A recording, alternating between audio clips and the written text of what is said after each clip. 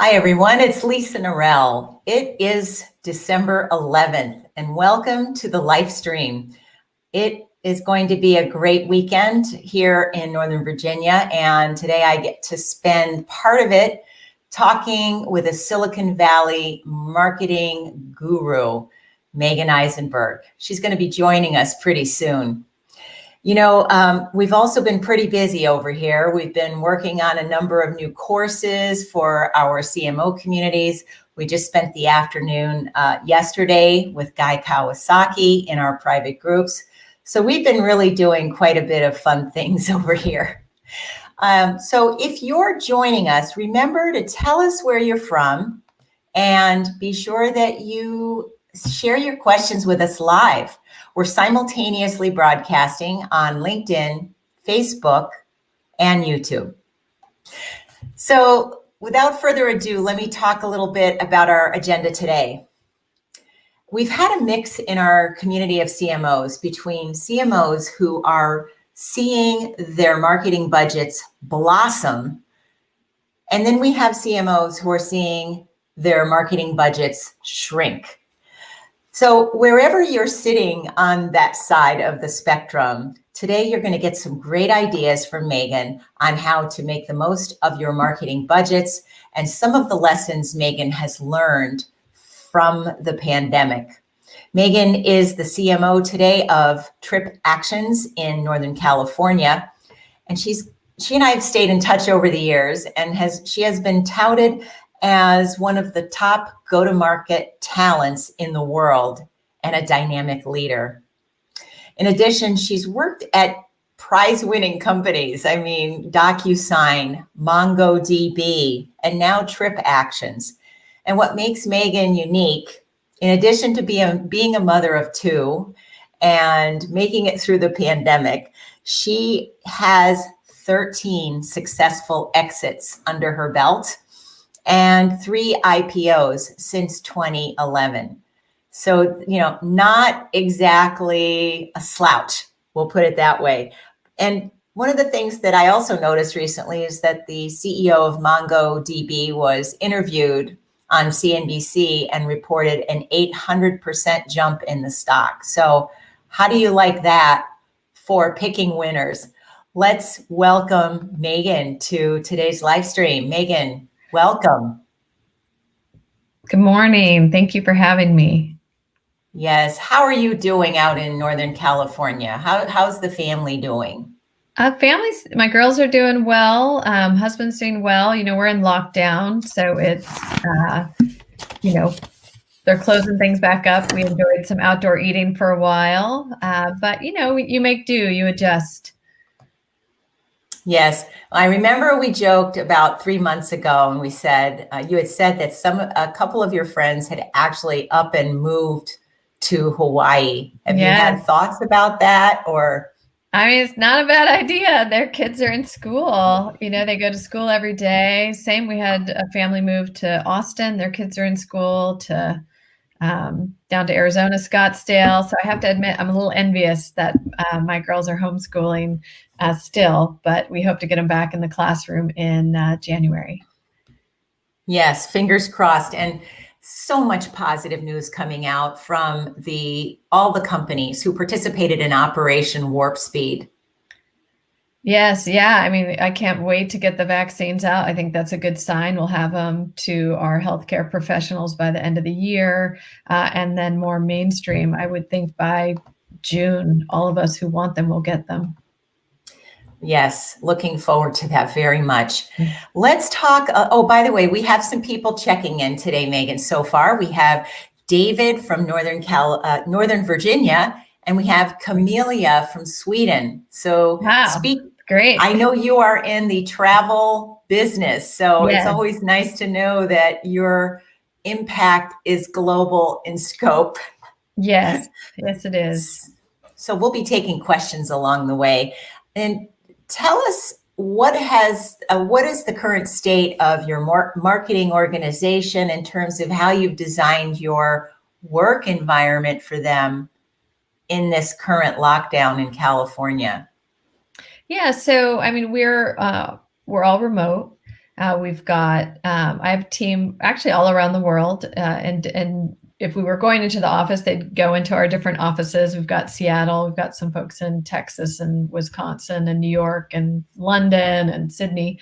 But we have a lot of check-ins, a lot of communication. We have a weekly marketing all hands where we're running through the plays and what we're working on, what our goals and focus. I've got a marketing leadership meeting where we're just checking in with the team.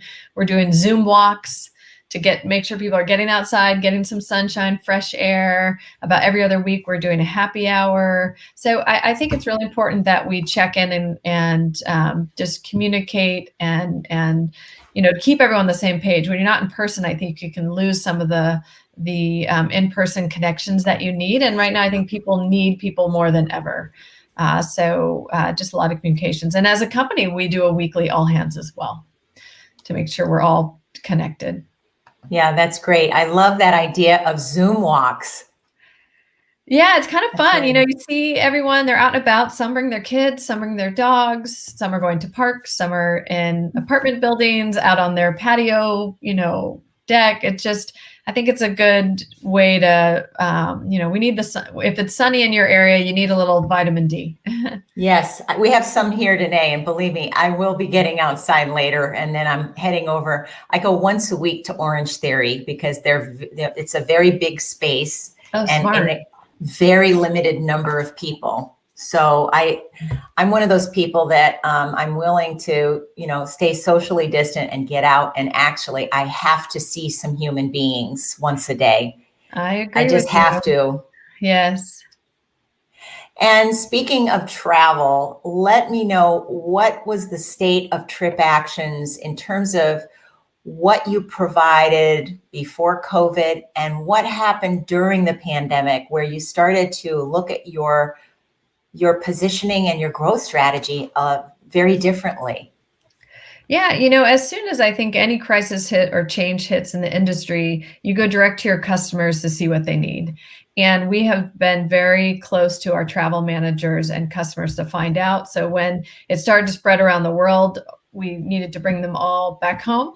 So we need to give them the right visibility and reporting. We needed to stop travel so people didn't travel to a region that was an issue. So we built a lot of reports for that and communications.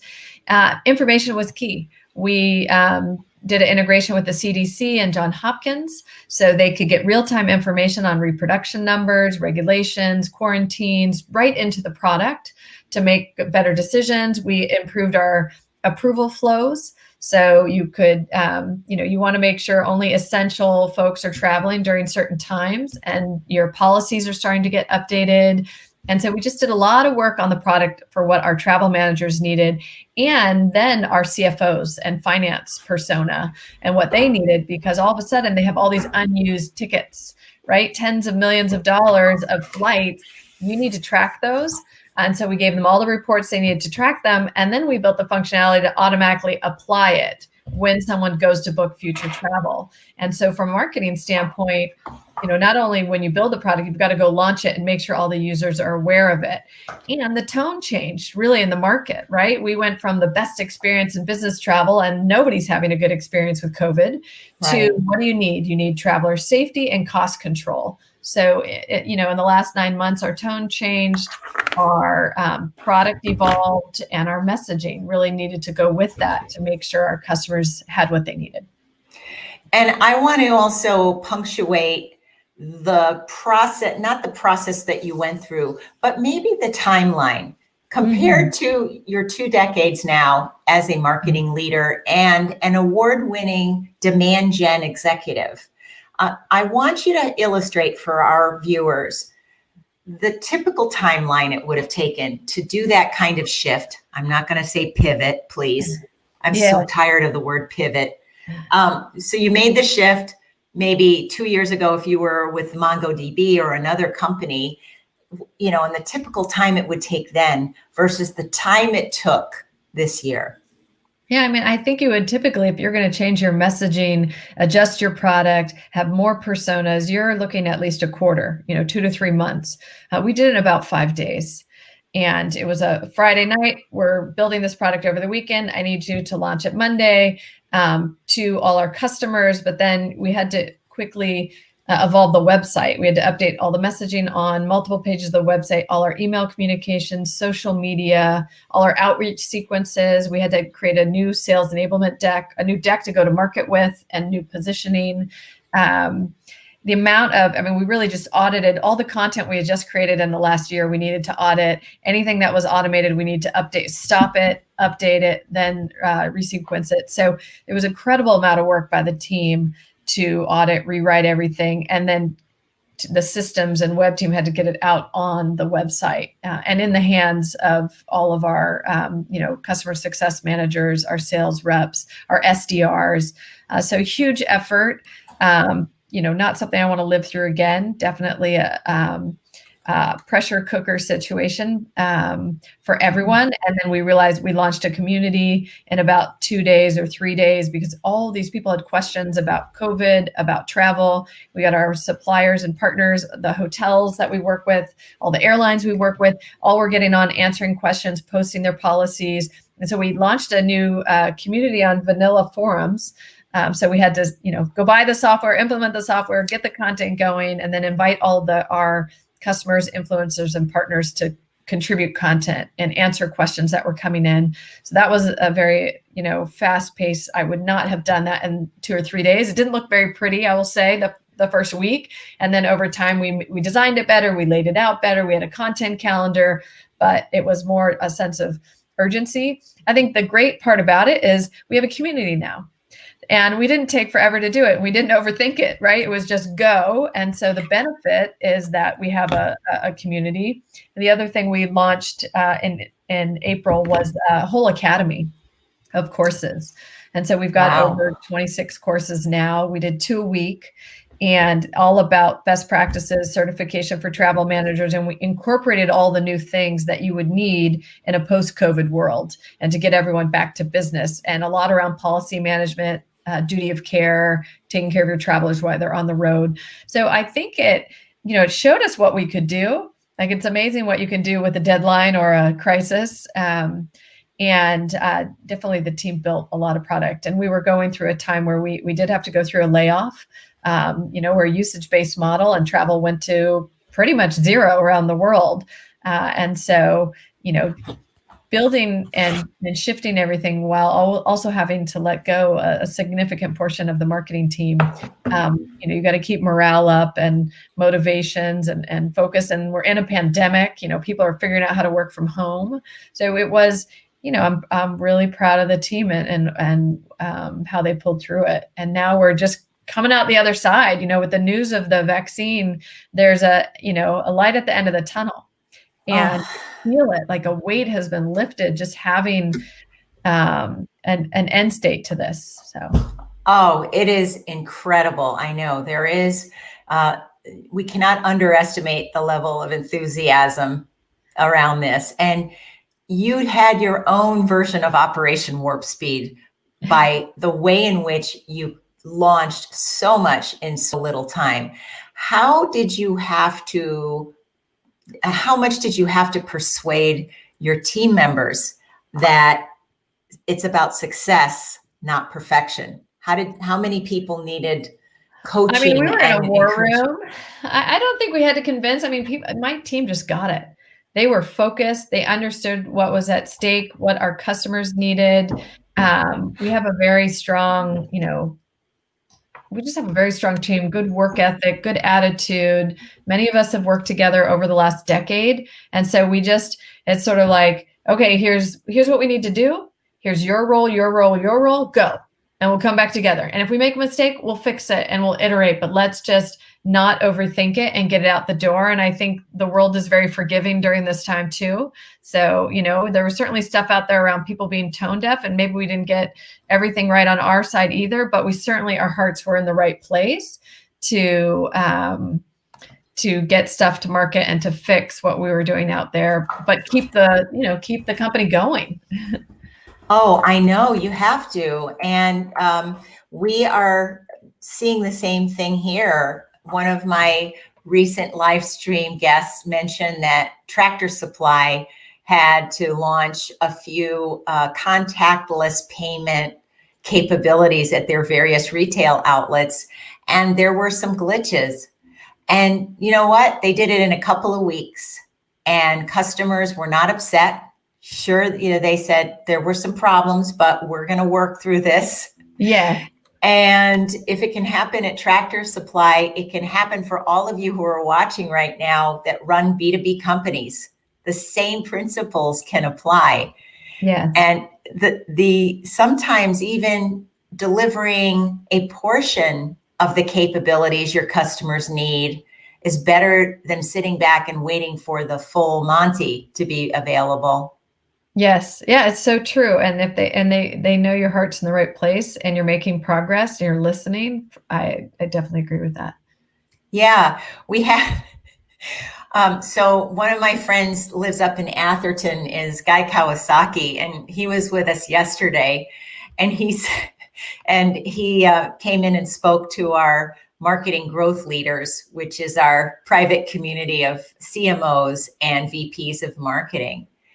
And one of the things he was talking about was that for the first 3 months of the pandemic, he never went out. So he and his family only used Instacart. Wow. They did not go to the grocery store. And he said, I remember Safeway before the pandemic, you could go in and you had, probably 87 different kinds of peanut butter. You had everything from Jif creamy to all the way through to Jif chunky and Jif GMO. And then you had some really obscure brand that was organic, that was made by singing Tibetan monks who wore Birkenstocks. And he said, when we ordered our peanut butter and we asked for, a 64-ounce jar of Jif, Instacart ended up delivering us a 16-ounce jar of Skippy. And he said, you know what? I didn't care. I was just perfectly happy that we got our peanut butter. Yes. Yeah. Yeah. You're right. Good is good enough. Yeah. I'll say the same thing with toilet paper. You found toilet paper during that time. Good was good enough. It might not have been Charmin or Extra Soft or 72 rolls or whatever it is. Exactly. So the question for our audience is, where are you able to deliver good enough peanut butter? What's your peanut butter moment with your customer right now? Yeah, that's interesting. I think good enough peanut butter. I mean, we still have travelers traveling, so making sure we've got the inventory they need, the hotels and the flights. I would say there's obviously less flights as airlines have consolidated routes or had less of them. I think there's less choice because there's less people flying and they have economies that they have to do as well. But making sure they have their loyalty programs that they need with they still have the airlines they want. They still have some choice in routes, I guess would be our peanut butter version. Yeah. But, we have travel agents that are servicing our travelers. We're at 20% levels. Different industries are traveling right now. We saw certainly a shift. Tech may not be traveling as much, but manufacturing's traveling, retail, financial services, healthcare certainly is traveling. So it's interesting to see that the different types of companies that are still traveling through this just by nature of their business. And so our agents are still servicing those essential travelers. Oh, that's great. And I want to also ask you about business travel as it relates to home sharing. Yesterday was a big day on Wall Street. Airbnb. Yeah, Airbnb. My friend Chip Conley had a nice payday. Yeah. Yay, Chip Conley. Chip Conley's going to be with us in January, by the way. Wow. And Chip, he's been advising the co-founders of Airbnb for the last 7 years.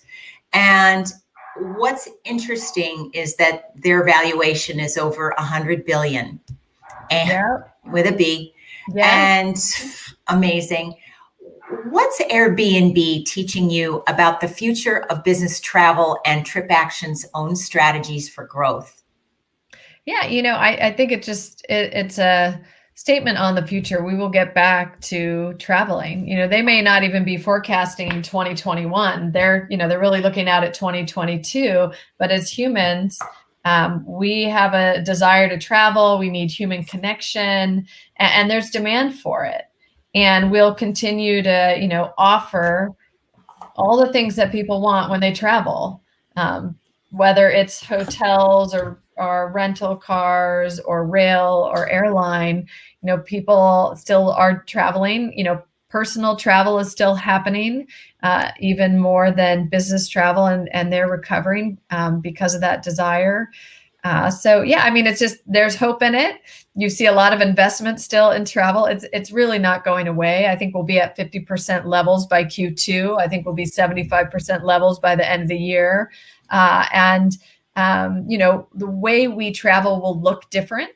We may have remote locations and we may have distributed workforce, but at the end of the day, they're going to need to come together. So maybe our offices are going to look like work groups, or they're going to look like meeting spaces, because you're going to bring your team together, and you're probably going to travel more because everyone's going to have to get into the office. And so if you've got people all over the United States that need to come to your office in Palo Alto or Austin or Dallas or New York, they're going to end up flying in, they're going to need a place to stay, and they're going to need meeting spaces. So we think meetings and events are going to become huge as you bring your workforce together. Well, there's a lot of scenario planning going on right now. One of the scenarios that I'm hearing that's surfacing is that it'll be just like after the Spanish flu of 1918, where there was so much pent up energy and so much loneliness that when the pandemic did subside, people, it was the roaring 20s. Yeah. And people went crazy at, concerts and parties and gatherings. And so that's one scenario. Another is people like me. I've been working from home for 21 years. Some people may say, no, I love to go to the office 1 or 2 days a week, but I kind of like working from home. Mm-hmm. So I talked to a multi-billion-dollar commercial real estate company today, and they said, we're preparing for completely retooling so much of our commercial space and doing some fire sale purchases as well. Yeah, I mean, that's the whole thought of this distributed workforce, where you'll bring, people will need to come together to meet. They may not have a desk, they may not have a permanent desk, but they're going to need a place to come in and put their stuff, to meet with their teams. You may see also, as we shift to less expensive areas to live, salaries may change with that, right? You can hire people in other locations where cost of living's lower and salaries are lower. So that may also change everyone's salary structure based on where they live and who they have to compete with now in the market. You're not just in the Bay Area with very expensive talent and cost of living. If you can hire anywhere in the United States, you're going to maybe hire less expensive, people. I don't know what that's going to look like. So good and bad, right? Our salaries may go down if we are moving somewhere less expensive, but then our costs are down. So it makes sense. Yes. And if Elon Musk had to move because he needed a raise, so he moved to Texas. 10% to Texas. I'm born in Texas. I love Texas. Yeah. So Elon Musk got an automatic raise this week. And we also just got a note from Jim Rogers. Hey, Jim, it's good to see you here. And Jim's from Northern Virginia. We also have a message from someone asking about loving the urgency for customer caring. Meagen, talk to us about how fast fails and how the team addressed that. Yeah, I mean, certainly as you're out there, you're testing an ad or you're running a topic or you get a response, you shift right away. I'm an example. It was 9/11, and we often will take our logo and make it into different shapes. Like for Thanksgiving, it's an apple pie and a turkey, the circle pie, and we do different things. And so we wanted to do something for 9/11 with and we're about airplanes, and we often will put airplanes in our circle and towers. And someone wrote, that looks like the planes are flying into the towers. And I had never seen it. I didn't see it that way at all. We immediately took it down. That was not our intent. Like those sort of things that people respond differently to images. And, our heart was in the right place, but clearly that came across to someone wrong. And so we just, we changed it and apologized for it. And I think that's, you have to lead with what you think is right. And if you've done something wrong, own it and fix it. And that's what we do, right? We're doing our best. We sure are. And think about the number of companies, speaking of doing their best, who have actually suspended quarterly or annual performance reviews of their teams because of scenario planning. They have had to just change things up or put things on pause. I saw an announcement with Hilton, who recently did that. Their chief administrative officer announced, hey, we changed all our performance reviews until further notice, and we're just asking people 3 very basic questions about their performance and their well-being. What are you doing with your marketing team around establishing or monitoring performance, since I know transparency is such an important part of your philosophy of leadership?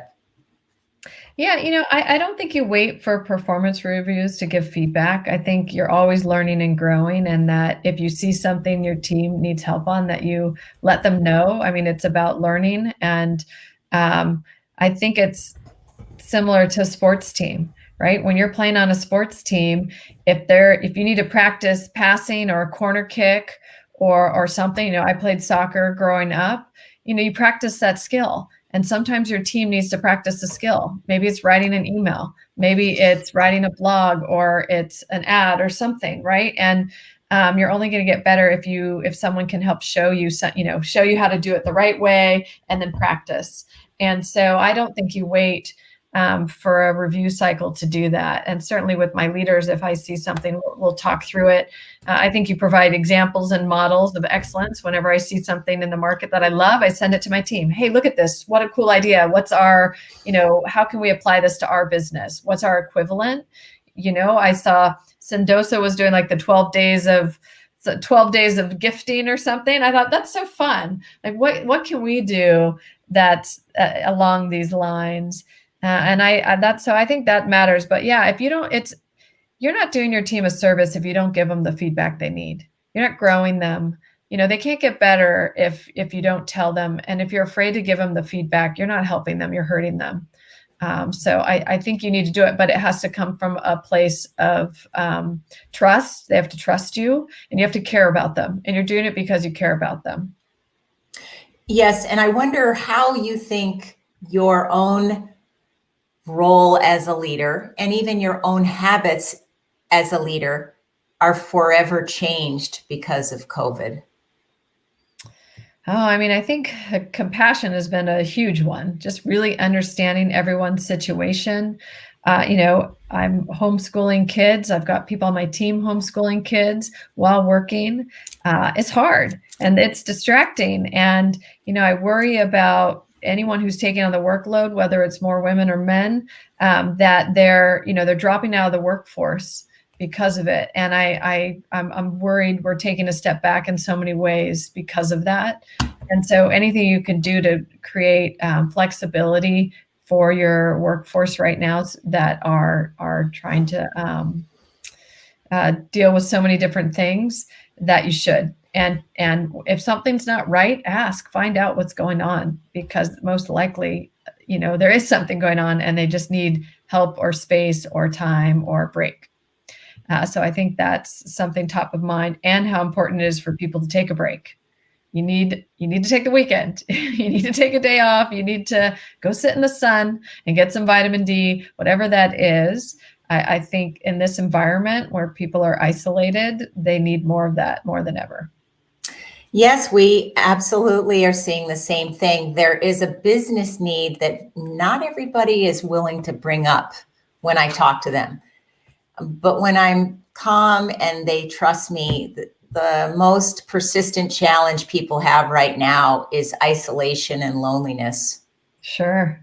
Yeah. And I'm very excited because I started to feel this was coming to highest levels about a month and a half ago. And that's when I teamed up with Knowable and built a course just to help people right now build professional communities. So I know, we've got the vanilla softs of the world building those kinds of communities, but we believe that peer communities, very small groups, a dozen people or less, can have some tremendous impact on our mental well-being. And it's a great way for people to maintain some career progression. So we're excited about that. So let's talk a little bit about, if you don't mind, we'll get a little granular here. I'd like to know what you're doing in terms of your budget for next year. In terms of, look, now you've shifted your go-to-market strategy and your buyer profiles, ideal customer profiles, ICP. What's the ratio of branding and creative with your demand gen model at TripActions? How's that playing out? Yeah, so I'm definitely looking forward to next year. This year we had to cut the team in half and the budget cut in half. Next year I get to double the team and more than double the budget. And a lot of that is on brand and awareness. We launched TripActions Liquid, our expense management platform and tooling that goes hand to hand with travel. It's one platform, but it's in the payments and expense management space. And we're very much known for travel. We have over 4,000 customers and a lot of, we're going up market. So we have a lot more enterprise clients, but we're not as well known for that product that launched this year. So I think it'll be about 50% awareness and branding and really focused on TripActions Liquid. So I'm excited. That's fun. That's a lot of fun to go after it. We're targeting the CFO and the head of finance and controllers who care a lot about their budgets and cost control and visibility to all their spend. And so, that's what we're looking forward to next year. I have about half my team focused on TripActions Liquid and half the team on our core travel product. Oh, that's great. And the fact that you have new products is so important. It's a great time to be testing out and piloting those new offers. Yeah, and what the team will be really focused on this year, there's no solution out there that has them all on one platform. You typically have to go buy a booking tool, you have a TMC agency, you have a payments, you have expense management, you have all these systems that you have to stitch together. We've got it on one platform. So I've got to figure out, how do I create that new category as a marketer? How do I talk about it in a way that resonates and then take it to market with a branding budget? So, we have two products. You could buy one or the other, or you could just buy the platform and you get them both. But I've got to figure out, how do we talk about ourselves? And it's not just the traditional travel manager, because we're also targeting finance. So I'm looking forward to doing a lot of branding work on that. And it's not trivial when you've got different personas. You're going up market into enterprise. You're creating a new category. You're going up against a bunch of different competitors that run all these different products. And so I think it's exciting. And with travel and everything coming back as we get out of this COVID period, we have our work cut out for us as a marketing and really as an overall company. And we all do as marketers. I mean, we all have our work cut out for us. And with the right community and the right growth mindset, I think it's possible. And hey, let's face it, finance is now a superhero as well. I am best friends. I am best friends with my CPA and best friends with my bookkeeper to manage cash in a smart way, including my travel budget. So let's, keeping them in the loop on my progress and what my plans are for next year are critical. What are you hearing from your corporate clients about the date they plan on allowing business travel and conferences and trade shows to be in person again? Yeah, so we look. It really is. If you look at industries, our retail, Crate and Barrel, Wayfair, they're flying around traveling to their stores. So our retail clients are out there traveling. Our manufacturing clients traveling, healthcare traveling. So I think that question may be more if you think about our tech customers, they still have some essential travelers. Their CEOs are traveling, their finance departments are traveling, and their top sales reps are traveling. But if we really look at the core of the whole company, we're looking at Q2. A lot of them, which for us is would be the June, July timeframe, where we believe they'll be vaccinated, that they'll be out. They need to close business. Nobody's closing $1 million deals fast over the phone, right? It's the relationship deals that you need to go out. And that's why we see our sales leaders and reps traveling still. And then as far as events, we're going to run our event in September. We're at the Palace of Fine Arts.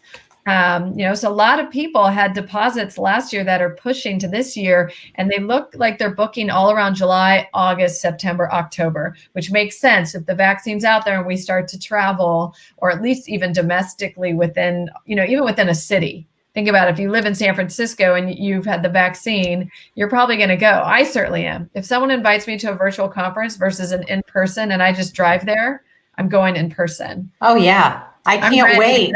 I'm ready to have a nice meal, to see my colleagues. So I believe it's summer, end of summer, and the fall will be a busy event season again.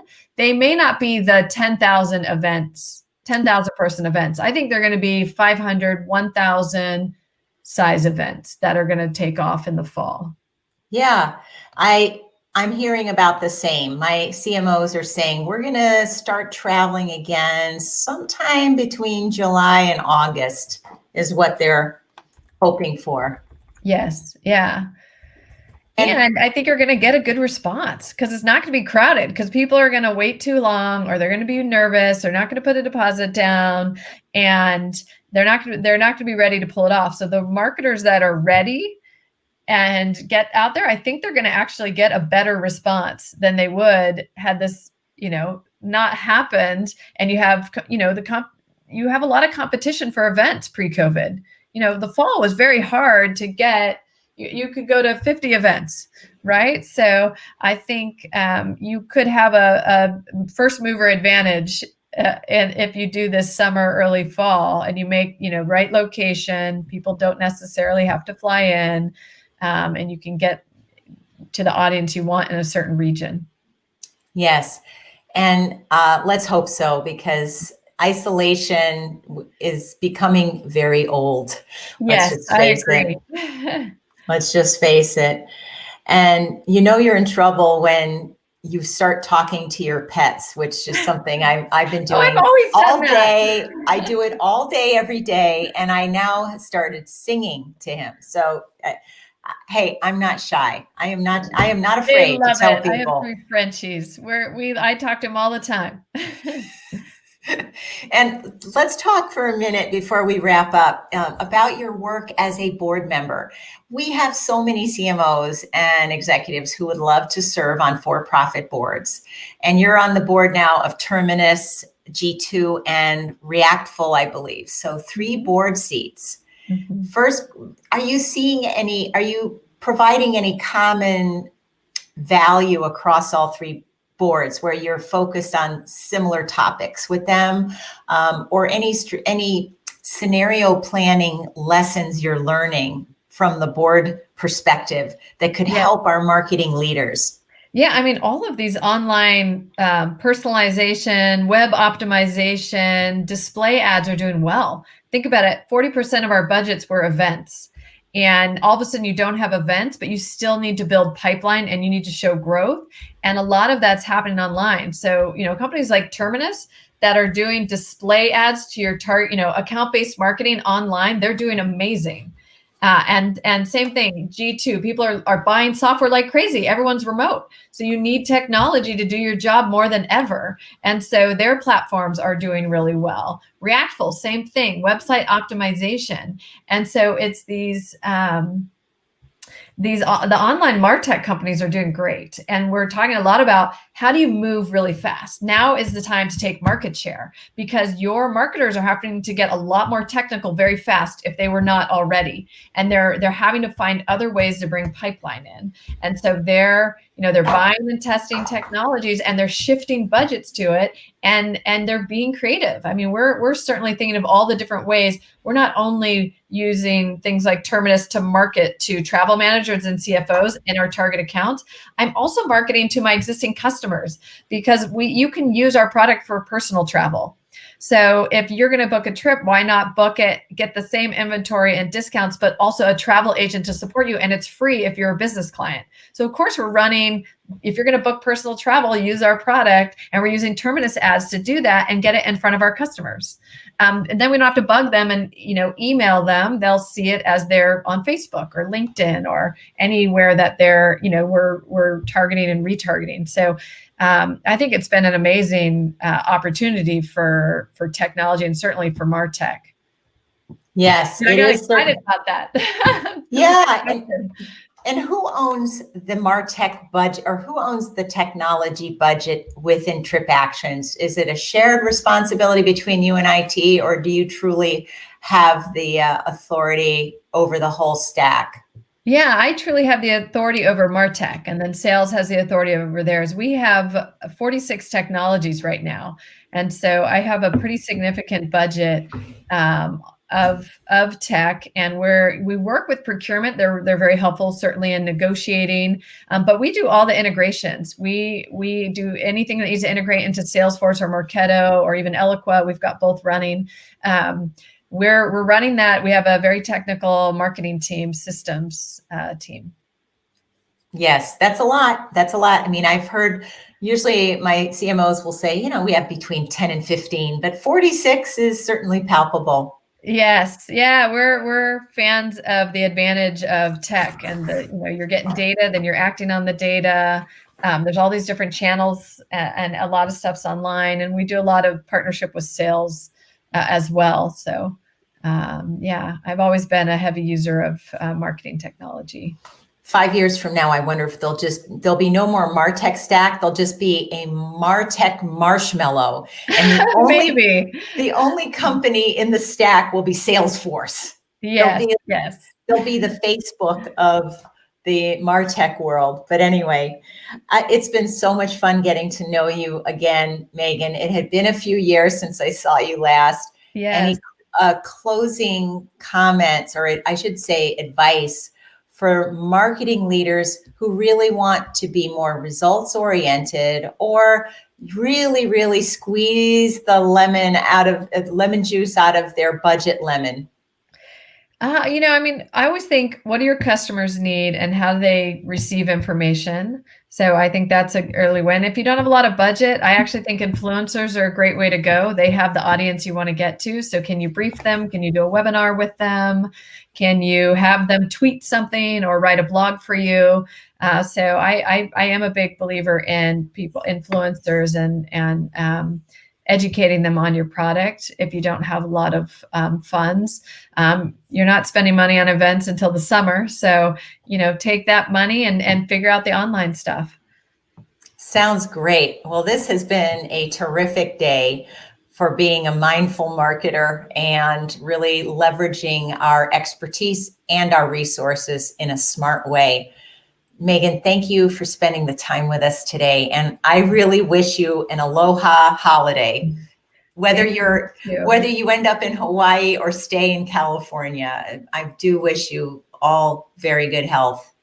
Thank you. Happy holidays. Happy holidays to you, Meagen. And this is Lisa Norell reminding you all that you've been with us today to talk about how to optimize your marketing budget in 2021. And I'm so thrilled that we were able to spend time today with Meagen Eisenberg. I'll be here next week, and we have another exciting time planned. We are going to be inviting two very well-known leaders in the area of innovation and leadership. And I'm just going to show you really quickly who's going to be with us next week. and that is Susan Weber and Mr. Eric McCarthy.